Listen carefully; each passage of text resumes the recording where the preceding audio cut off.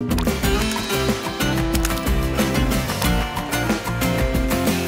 like butter. Well, howdy friends, Brian Flechsig of Mad River Outfitters in the Midwest Fly Fishing Schools.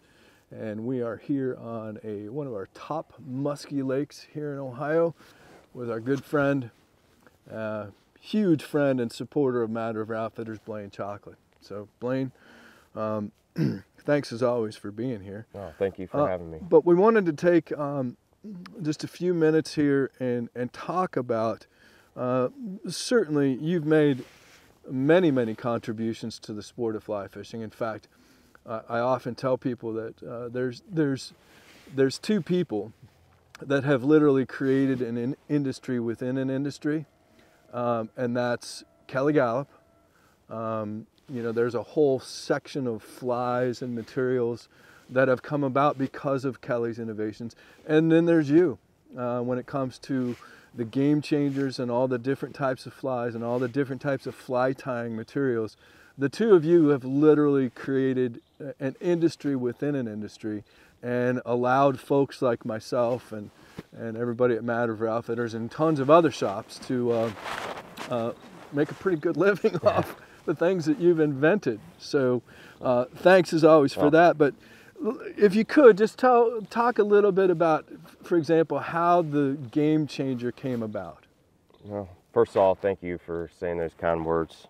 It's very nice of you. It's very true. Well, I appreciate that. Yeah.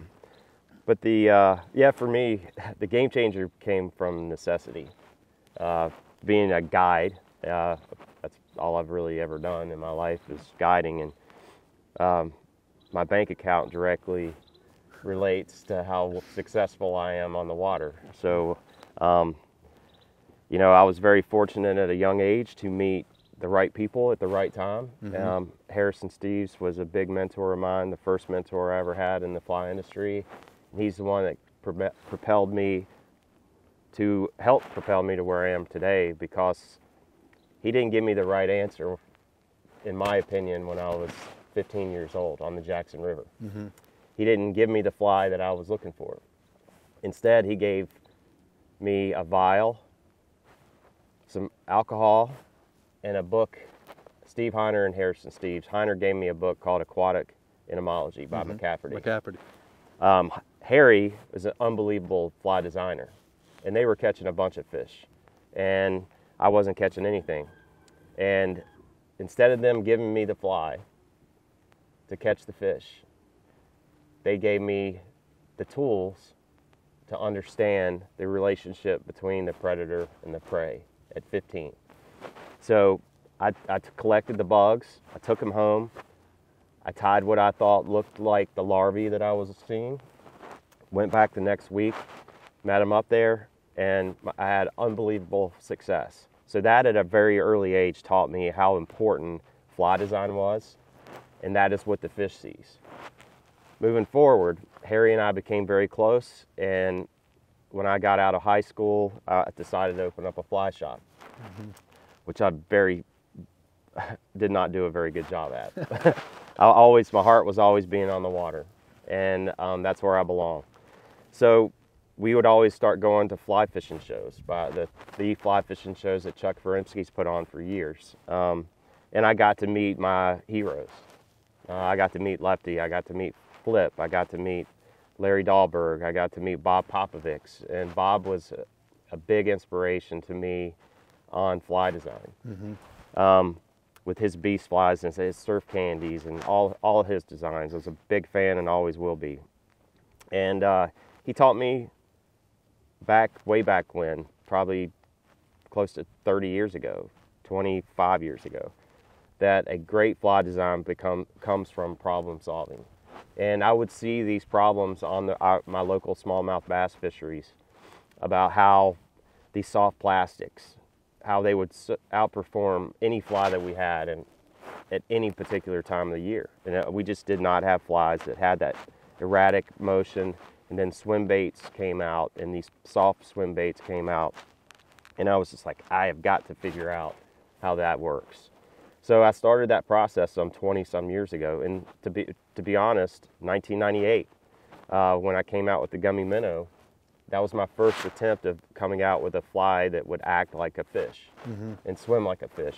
It was a huge failure in that side of it, on the swimming side of it. But it had the triggering qualities of it looking exactly like the food item that these fish feed on. Right. So I went back to the drawing board, and I had several iterations of the gummy that led into what is now the Game Changer, just by trial and error. Good close friend of mine, Henry Cowan, was friends with Shaw Grigsby, who's on the Bass Tour. And I asked Henry if he would ask him, I think Spro or one of the companies that he was working for, asked one of the engineers about these lipless swim baits that I'm seeing and how they're getting that action without having that lip.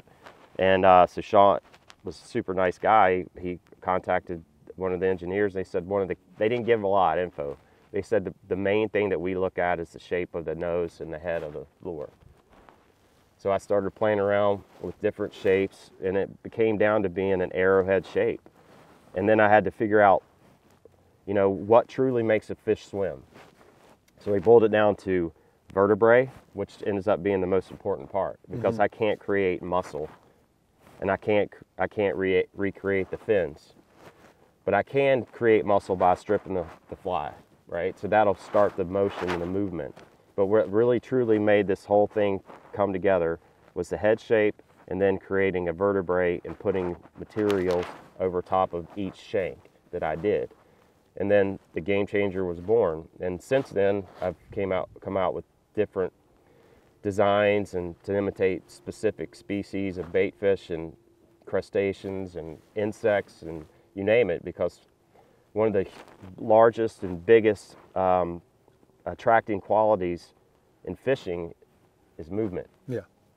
And and that's also a big trigger too, but it's an attracting quality and a triggering quality. It has both of them.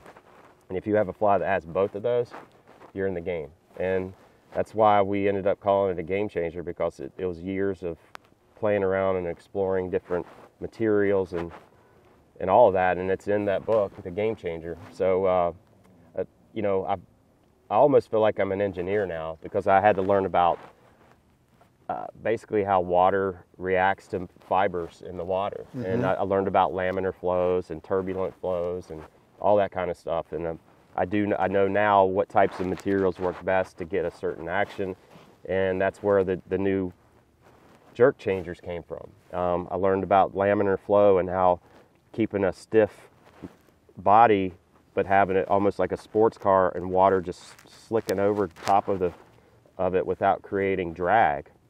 Because the biggest problem with us having a true glide bait is flies usually pulse, which slows down the glide in the water. And that's where the jerk changer has come from. Is this doesn't compress, it has a solid body, even though it's fiber, because I tie it so stiff. And I'm having supporting fibers with a very slick, laminar type flowing fiber is what I like to call it. Straight materials that don't have coils and kinks in it, because that creates bumps and ridges, and that slows down the glide. So the Game Changer, there's a bunch of different styles. I've got everything from bugger changers to shrimp changers, crayfish, all kinds of stuff. And I don't see it, I think I don't see it ever ending. It's an endless opportunity and endless platform, basically. Well, it's very, very rarely in the world of fly fishing, do you have such a category of flies that are truly game changing. I mean, this box goes almost everywhere with me, and these are I'm not a very good fly tire, and I also don't have the patience to tie these like you or Pat Kelly or Ryan or Katie. So I buy them from Mad River Outfitters and Flyman Fishing Company. But I mean, there's feather game changers. There's you've got the original game changers. You've got the finesse. You've got the micro. Just unbelievable. And this box goes red fishing with me. This box goes muskie fishing, pike fishing, smallmouth fishing, largemouth fishing, trout fishing. It's amazing. Because for the most part, all fish eat other fish. Yeah. for the most part. There's a few exceptions. And, you know, a lot of folks look at these flies and they think they're just going to be for pike or muskie or what have you. And, I mean, this is a do-it-all box, and this is always with me. But like you said, it's a never-ending thing. The expansion, you showed me some stuff yesterday in the shop that just blew my mind, and it's not going to end. I mean, you've got hoppers that have movable bodies and heads on them, and nymphs now that are super articulated. That Helgramite pattern that you have, and these craw changers. I think I've heard you say this before, that's probably one of the best fishing flies you've ever fished. Yes, it is. I've caught everything on that fly now. I've caught largemouth, smallmouth. Yep. I've caught redfish, snook, tarpon, bonefish on them. Yeah. And I'm working on a series of those for permit now. So hopefully in the next couple seasons I'll have that down. I just feel like there's so many things that you can explore with this platform that, I mean, like I said, one of the main attracting and triggering qualities of a fly, if you can have movement in it and it looks and swims like the real thing, whether it's a bug, a shrimp, or a minnow, how can you go wrong? Yeah. And then if you can add realism to that, then you've got the perfect platform. I mean, that's absolutely a deadly bonefish fly. Yep. Yeah, I had some fun with that this year in Florida. Yeah, so. I'm sure you did. Well, truly has. I mean, it sounds cliche almost, but it has changed the game when it comes to fly fishing. And not only fishing, but like I said before, it's changed the game as far as fly shops go. You know, our lives are much, much different. And the things that we sell, the depth and breadth of all the different things that we sell that go along with this platform of Game Changers. I mean, it's an industry within an industry. And again, thank you so much for your contribution to the industry and to angling in general, to fly angling in general. And it's just a real pleasure to be out here on the water with you. So thanks for the story. We appreciate it. And as always, friends, you can check out all of the Game Changer flies, fly tying materials from our good friends at Flyman Fishing Company. We should also mention Martin and the folks at Flyman.